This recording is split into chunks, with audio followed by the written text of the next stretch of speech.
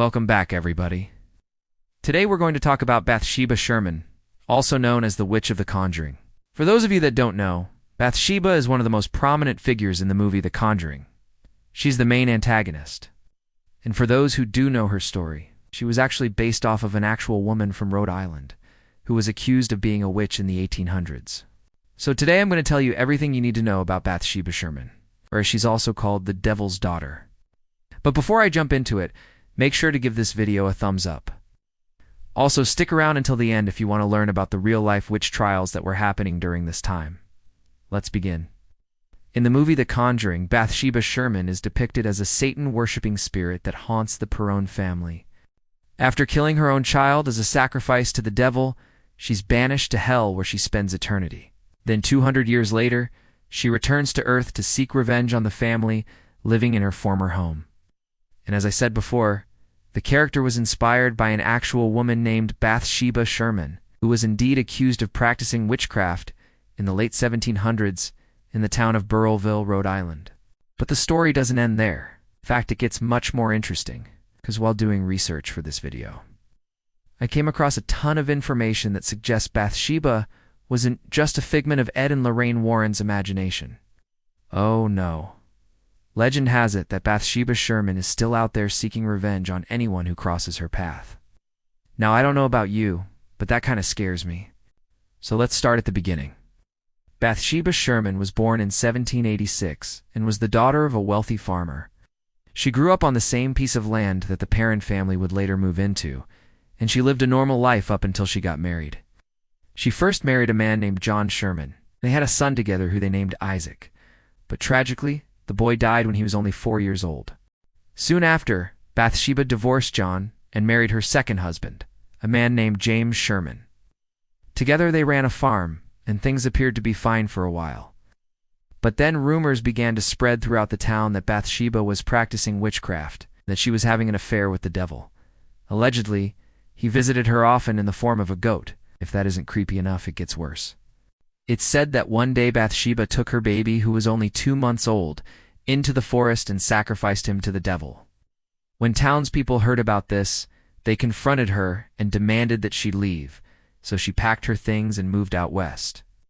But before she went, she put a curse on the land, saying that whoever lives here next will suffer the same fate as her. Now, as far as the story goes, this is where Bathsheba's involvement ends. But people who have studied her case believe that she continued to haunt the area long after she left. Some even say that she's responsible for the strange occurrences that happen there to this day. Alright, now let's talk about the blended reality of Bathsheba's story. Like I mentioned earlier, she was inspired by an actual person, and the events that led to her demise were rooted in truth. However, the whole Satan-worshipping aspect is complete fiction. In fact, her story is eerily similar to another famous New England witch, the Lover's Lane Lady. Her name was Rebecca Nurse, and she was accused of witchcraft in Salem in 1692. She was a well-respected member of the community who was well-liked by everyone. But suddenly, out of nowhere, people started accusing her of being a witch. They said she was meeting with the devil in the forest and using her powers to harm them. Before long, she was arrested and put on trial. But despite all the evidence against her, she maintained her innocence. In the end, she was found guilty and sentenced to death. Rebecca refused to confess to a crime she didn't commit, so she was hanged. And to this very day, her name remains tarnished. People still whisper about her in hushed tones, and some even believe that her spirit is haunting the woods where she was supposedly executed. Now, you might be wondering, what could have caused such a thing to happen? Why would these people accuse innocent people of being witches? Well, the answer is simple. It was a way to explain the unexplainable. Back in the 1600s, people were superstitious, and they believed that the world was full of magic and witchcraft. If something bad happened to them, they believed that it was because a witch had cast a spell on them. So they would go to the local authorities and tell them that such and such witch had done this to them, and then the authorities would take it from there. Now, the good news is that this type of thing doesn't happen anymore.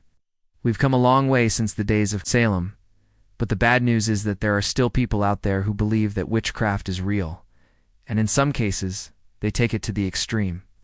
Now let's get back to Bathsheba. As I said before, her story is a blend of fact and fiction.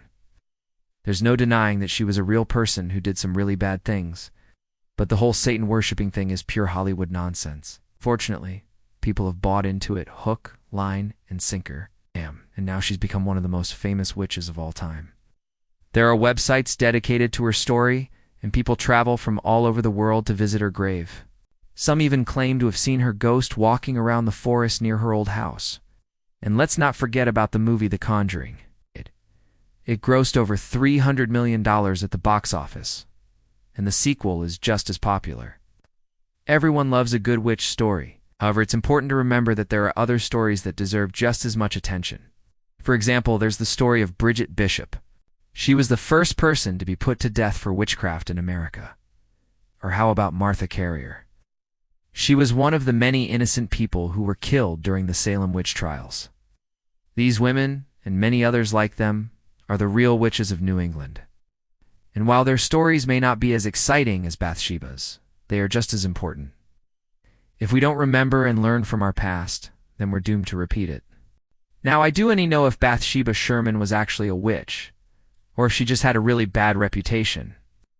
But one thing is for sure, she's a fascinating figure in American history. And I hope that I've done her story justice in this video. As I said before, this is a topic that could be discussed for hours. There's just so much information out there on witches in America, and it can be hard to know what's real and what's fake. That's why I encourage you to do your own research on this topic. You may be surprised at what you find out. If you enjoyed this video, make sure to give it a thumbs up. Also stick around until the end for more historical tales. Thank you so much for watching. Have a great day.